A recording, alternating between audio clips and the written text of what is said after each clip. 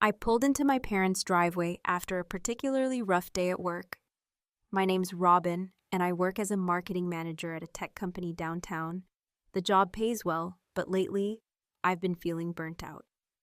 All I wanted was to grab the casserole dish my mom had borrowed last week and head home to my quiet apartment. As I walked through the front door of my childhood home, I was greeted by the familiar smell of my mom's lasagna. Great, now I'd have to stay for dinner. Robin, we were just about to eat. Perfect timing, Mom called from the kitchen. I sighed and hung my coat on the rack. The house looked the same as always. Family photos lining the hallway, that old couch Dad refused to replace, and Kelly's college graduation picture, prominently displayed on the mantel. Kelly is my younger sister by 4 years. She works as a receptionist at a dental office and still lives at home with our parents at 26. Hey sis. Kelly bounced into the hallway. Mom made major favorite. I forced a smile, just stopped by to pick up my dish. You have to stay for dinner, Dad said, emerging from his den. Your mother's been cooking all afternoon, and just like that, I was trapped. Dinner started off pleasant enough. Mom talked about her book club, Dad complained about the neighbors, and Kelly scrolled through her phone, occasionally showing us pictures of dogs she thought were cute, normal family stuff. So I said, hoping to make a quick exit after dinner. Work's been crazy lately. I'm completely wiped out. That's why I finally decided to take some time off. I'm going on vacation in 2 weeks. 3 pairs of eyes immediately locked onto me. Vacation. Would you like to go? Where to? Kelly perked up, putting down her phone for the first time since we sat down a ski resort in the mountains. Just me, some peace and quiet. Good books, and hopefully some decent snow. Mom's face lit up like a Christmas tree. The mountains. Oh, your father and I were just saying we needed a getaway, weren't we, Richard? Dad nodded enthusiastically. Absolutely, been too long since we had a proper vacation. A knot formed in my stomach. I knew exactly where this was heading. I've never been skiing, Kelly chimed in. That sounds amazing. It's not really a family trip, I said carefully. I just need some time alone to recharge. Mom waved her hand dismissively. We won't bother you, honey. We'll do our own thing during the day and just meet up for dinner. Yeah, Kelly added. We won't cramp your style, besides you're going to pay for everyone, right? It's not like the rest of us can afford a fancy ski resort. I nearly choked on my water, excuse me. Well, you know, your father and I are on a fixed income now, Mom said, as if it were already decided. And Kelly doesn't make what you make, we're family, Dad added. We help each other out. I sat there, fork frozen midway to my mouth, as they continued making plans for my vacation. This wasn't the first time this had happened, though. For years ago, I'd invited my parents on a beach vacation as a gift. Wanting to do something nice for them, Kelly had begged to come along, claiming she needed a break from her stressful life. And I ended up paying for her too, since then. Every vacation I planned became a family affair by default. Caribbean cruise, they tagged along, tour of Italy. They were there with me, footing the bill. Weekend in New York. Somehow they ended up in my hotel suite. I don't think you understand, I said, putting down my fork. I want to be alone this time. Don't be selfish, Robin, Kelly pouted. You know, I've been dying to learn how to ski selfish. I paid for all of your vacations for the past 4 years. Mom looked hurt. We're a family, we're supposed to do things together. I thought about the extreme vacation package my coworkers had mentioned last week. The one deep in the mountains, no amenities, completely off-grid, a survival experience rather than a luxury getaway. I'd laughed when they described it, but now, you know what, fine, I said with a smile that didn't reach my eyes, if you all want to come to the mountains with me so badly. Who am I to say no? They didn't notice the edge in my voice, too busy high-fiving each other across the dining table as they chatted excitedly about the trip. A plan began forming in my mind. If they wanted a mountain getaway, I'd give them exactly that, just not the one they were expecting. This is going to be the best vacation ever. Time? Kelly squealed. I nodded, thinking of the website I'd seen advertising the extreme survival retreat. Oh, I guarantee it'll be unforgettable. And as I drove home that night, I couldn't help but smile at the thought of my family's faces when they realized what they'd signed up for. Was it petty? Absolutely did they deserve it. After years of taking advantage of me, I thought so. The next morning, I called the travel agency and changed my reservation from the luxury ski resort to the mountain survival experience package. The agent seemed concerned when I mentioned I was bringing my parents and sister. "This isn't your typical vacation," she warned. "There's no electricity, no running water, and you'll be pretty far from civilization. Are you sure your family is up for this? They're very adventurous." I lied, "And don't worry, I won't tell them it was your idea." She laughed and processed the change. "Well, it is beautiful out there. Mountain views, a river nearby, and complete solitude. No dangerous wildlife in the area, so it's perfectly safe. Just challenging sounds. Perfect," I said, imagining Kelly trying to take selfies with no cell service. "Don't tell them about the change when you send the confirmation emails. I want it to be a surprise for the next 2 weeks." I didn't tell my family about the change in plans. They kept texting me about ski lessons and which designer snow gear they should buy. I just replied with vague sounds, good messages, and let them believe we were still going to a luxury resort. Meanwhile, I was preparing properly. I bought insect repellent, a well-stocked first aid kit, waterproof matches, extra blankets, and a few paperbacks. I'd been wanting to read growing up. I'd been a Girl Scout and gone on plenty of camping trips with my school. This kind of vacation was actually right up my alley, just not what my family was expecting. The day before our departure, Kelly called me. "I'm so excited. I just got a manicure, cost me a fortune, but it'll look great in all my ski photos." I stifled a laugh. "That's great, Kelly. Mom wants to know if the hotel has a spa. She's planning to get a massage every day. Tell her not to worry about a thing," I said, packing my heavy-duty flashlight. "Everything's been taken care of. Also, Dad was wondering if they accept American Express at the restaurants there." "There won't be any payment issues," I said truthfully. "There wouldn't be any restaurants either. Oh, and I might need to borrow some money while we're there just for souvenirs and stuff." I rolled my eyes. "We'll talk about it when we get there the next day." We met at the airport. My parents had 3 suitcases between them, and Kelly had 2 massive ones, plus a carry-on. The flight was uneventful. When we landed, a man holding a sign with my name was waiting for us. He introduced himself as Mike from the travel company and led us to a rugged SUV. "Where's the shuttle bus to the resort?" Dad asked, looking confused. "This is your private transportation, sir," Mike replied with a wink at me. Robin requested something special as we drove away from civilization. My family initially enjoyed the scenery, pointing out the mountains and forests, but after 2 hours, their enthusiasm waned. "How much longer?" Kelly wed. "My phone lost signal an hour ago." "We must be going to a really exclusive resort," Mom said, though she sounded uncertain. "The best," I replied, hiding my smile as I looked out of the window. The sun was setting when we finally stopped in front of a rustic wooden structure that looked more like an abandoned hunting cabin than any kind of resort. "We're here," Mike announced cheerfully. Everyone except me stayed in the car, confused. "There must be some mistake," Dad said, peering through the window. "This can't be the resort." Mike unloaded our bags while his colleague handed me an emergency radio and 4 flashlights. "You'll need these," he said. "Remember, we'll be back in exactly 7 days. The radio is for emergencies." Only, wait, what? Kelly had finally stepped out of the car. "Where's the hotel? Where are the ski lifts?" Mom and Dad joined her, looking around in growing horror. "Robin," Mom said slowly, "what's going on?" Before I could answer, the drivers were already getting back in the SUV. "Enjoy your mountain survival experience," Mike called out. "Remember the contract you all signed at the airport? Well, see you in a week." And just like that, they drove away, leaving us in the growing darkness, with only our luggage and the sound of wind in the trees. "What the hell, Robin?" Kelly screamed, her voice echoing against the mountains. "What is this place? Where's the resort?" "This is our vacation," I said calmly. "You all insisted on coming with me to the mountains, even though I told you I wanted to be alone. Well, here we are in the mountains." Dad's face turned an alarming shade of red. "You deliberately tricked us. This is kidnapping, hardly." "You signed the waivers yourselves. We thought we were signing check-in forms," Mom cried. I shrugged and picked up my bags. "Let's get inside before it gets completely dark." The cabin was exactly as advertised, rustic, bare bones, and definitely not a luxury ski resort.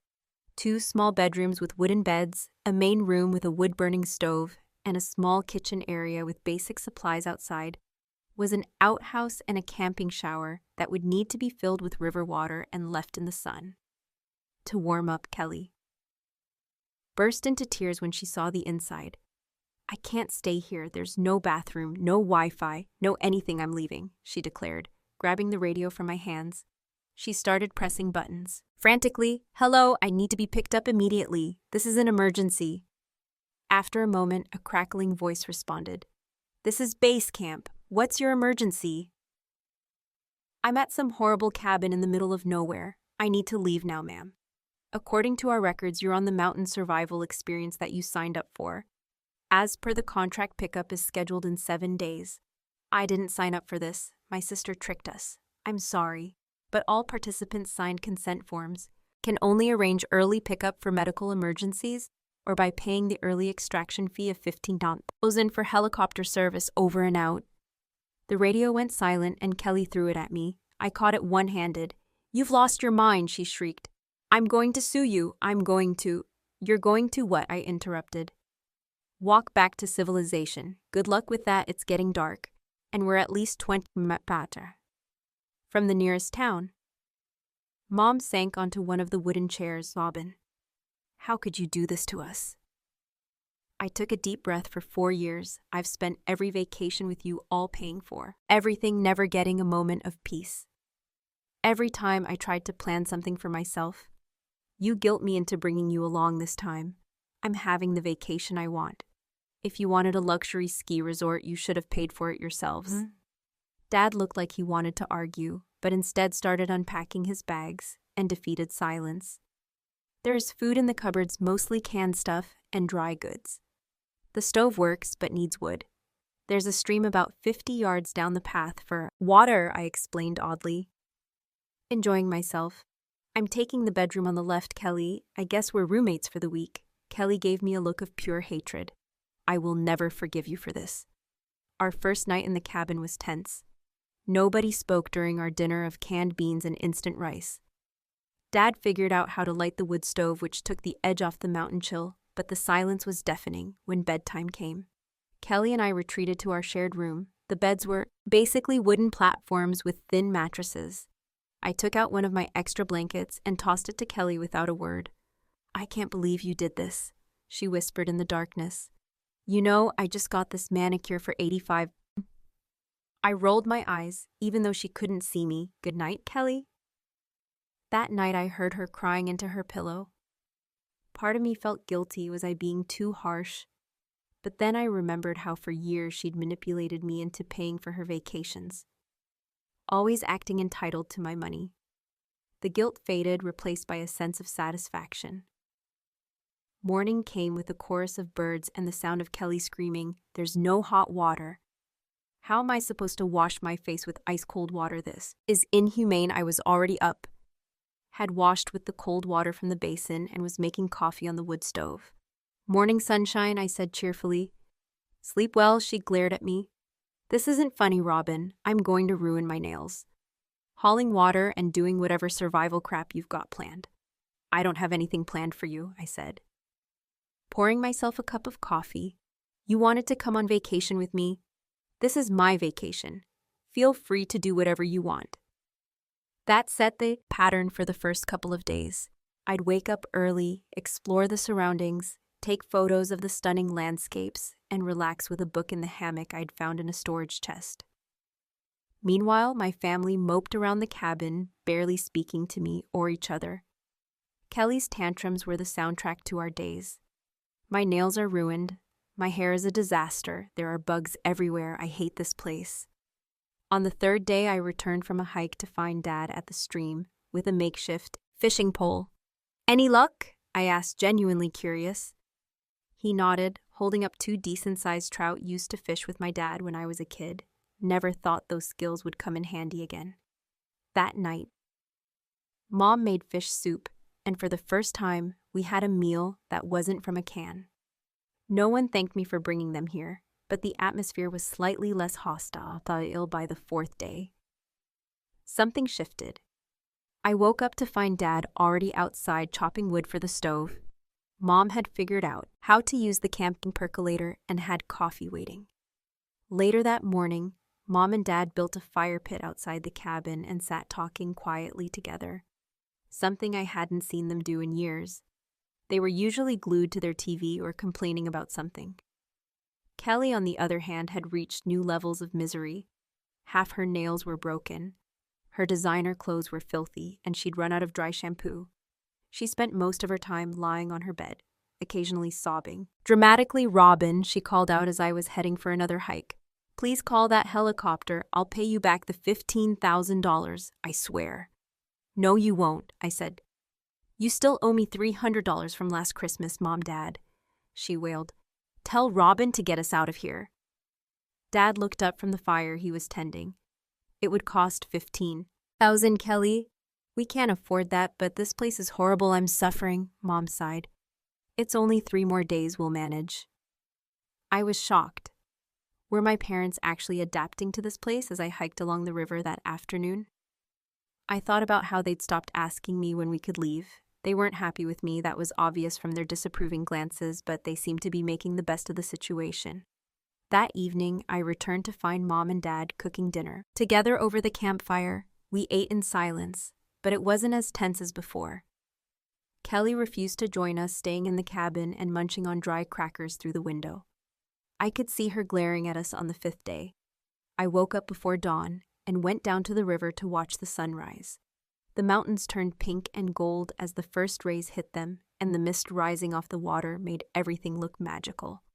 For a moment, I forgot about the family drama and just enjoyed the peace. "It is beautiful here." I turned to see Dad standing a few feet away, his hands in his pockets.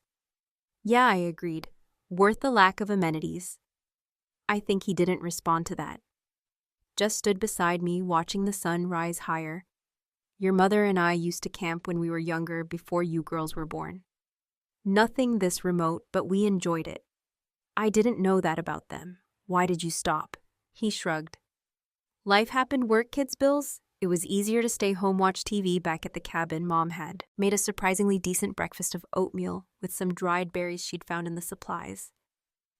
Kelly emerged from our room looking pale and defeated. "I'm hungry," she announced as if it were an accusation. Mom handed her a bowl without comment. The 6th day was our last full day at the cabin. I spent it taking final photographs of my favorite spots. The bend in the river where I'd seen an eagle, the clearing with wildflowers, the view of the valley from the top of a small hill. This vacation hadn't gone how anyone expected. But I genuinely enjoyed myself that night as we sat around the campfire. Mom cleared her throat. "Robin, your father and I want to talk to you about..." She was interrupted by the sound of the radio crackling to life. "Base camp to mountain survival cabin. Come in, this is a reminder that pickup is scheduled for 10 o'clock a.m. tomorrow. Please be ready with all your belongings over." I grabbed the radio, received base camp. "We'll be ready over." Kelly, who had finally joined us at the campfire, let out a whoop of joy. "Thank God, civilization here." I come, Mom and Dad exchanged a look I couldn't quite interpret. The car arrived exactly at 10 o'clock a.m. And the next morning, Mike looked surprised when he saw us, probably expecting more drama or disaster. Kelly practically sprinted to the car, clutching her designer luggage that now had dirt stains and a broken zipper. "It was torture," she hissed. "Absolute torture." My parents followed silently, exchanging glances. I couldn't interpret. The drive back to civilization was awkward. Kelly sat as far away from me as possible, staring out the window and ignoring my existence. My parents were quiet, too, occasionally giving me disapproving looks. I spent the drive scrolling through the photos on my phone, smiling at the beautiful landscapes I'd captured despite the family drama. I genuinely enjoyed myself at the airport. Kelly immediately announced she was taking a separate taxi home. "I'm never speaking to you again," she said, jabbing a finger with a broken nail in my direction. "You're the worst sister ever." Mom looked torn, glancing between us. "Kelly, maybe we should..." "No," Kelly interrupted. "I'm done. You can ride with the wilderness terrorist if you want." Dad sighed deeply. "We'll go with Kelly, Robin. We'll talk later." They left without a proper goodbye. the three of them piling into a taxi while I stood alone with my luggage. I felt a twinge of regret, but it was quickly replaced by a sense of liberation. For the first time in years, I wouldn't have to feel requests for money or deal with their expectations at home. I unpacked, did laundry, and ordered takeout the next day. I uploaded my vacation photos to Instagram with the caption, "Best family vacation ever, can't wait to do it again." I made sure to include a few candid shots, Kelly with her red tear-stained face, my parents looking bewildered by the campfire, and me grinning widely in every picture. Petty may be satisfying, absolutely. Weeks passed and I didn't hear from any of them. It was the longest we'd gone without speaking. Usually Kelly would text at least twice a week, asking for money for emergencies that mysteriously always cost $2 to $3. The silence was refreshing at work. Things were looking up. My boss called me into his office one afternoon with unexpected news. "Robin, we're expanding the West Coast division and need someone to head up marketing there. You're our top choice. If you're willing to relocate, a fresh start in a new state, thousands of miles from my clingy family." It seemed too perfect. "When do I start?" I asked, not hesitating for a second. 2 weeks later, I was packing up my apartment when I decided it was time to let my parents know. I sent a simple text to my mom, "Got a promotion, moving to California next week." 20 minutes later, my phone rang. "Robin." Mom's voice sounded small. "We need to talk before you go. Can you come over tomorrow?" I hesitated but agreed. The next evening, I drove to their house, half expecting Kelly to be there, with a prepared speech about what a terrible person I was. To my surprise, only my parents were home, sitting nervously at the kitchen table. "Where's Kelly?" I asked, taking a seat across from them. "We invited her, but she refused to come," Mom explained. "She's still very angry with you." Dad cleared his throat. "Robin, we wanted to apologize." That was the last thing I expected to hear.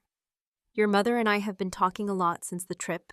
We realized we've been taking advantage of your generosity for years, expecting you to fund our vacations, never considering what you wanted." Mom nodded, looking ashamed. That week in the mountains was difficult, but it made us see how entitled we'd become. "We didn't even thank you for those wonderful trips you paid for. We just expected them, and now you're moving away," Dad continued. "Don't want to lose you because of our behavior." I sat in stunned silence. After all this time, they finally got it. "What about Kelly?" I asked Mom. Sighed. "Kelly is Kelly. She's always been more self-centered than you. She'll come around eventually, but right now she's still convinced she was the victim." "Will you let us know your new address?" Dad asked. "We promise not to show up unannounced or ask you for anything." I nodded, feeling a weight lift from my shoulders. I'd like that. The move went smoothly. My new apartment had a view of the Pacific Ocean, and my new position came with a substantial raise a week after settling in. I video called my parents to show them my place. They oohed and nodded appropriately, and Mom pointed out a spot that would be perfect for a houseplant. It felt normal, nice. "Even any plans for your next vacation?" Dad asked cautiously. I grinned. "Actually, I was thinking of a beach trip to Hawaii." In a few months, I noticed the flicker of fear in their eyes, before Mom quickly said, "That sounds lovely, dear." As for Kelly, I still haven't heard from her 3 months later. Mom says she's dating someone new and seems happy. She also mentioned that Kelly tried to ask them for money last week, but they suggested she get a second job instead. Sometimes I wonder if I went too far with the mountain cabin surprise. Then I remember Kelly's entitled attitude, how my parents enabled her behavior for years, and how they all assumed they had a right to my money and my time. The trip may have been extreme, but it got the message across last night. I booked that trip to Hawaii, just for me. 7 days of sunshine, ocean, and solitude. When I told my parents about it during our weekly call, they simply wished me a good time and asked me to send pictures. No guilt trips, no hints about joining me, no expectations. And as I finalized the booking, I smiled to myself, thinking about those peaceful days by the mountain river. Sometimes you have to create a little chaos to find true peace, and sometimes the most important family lesson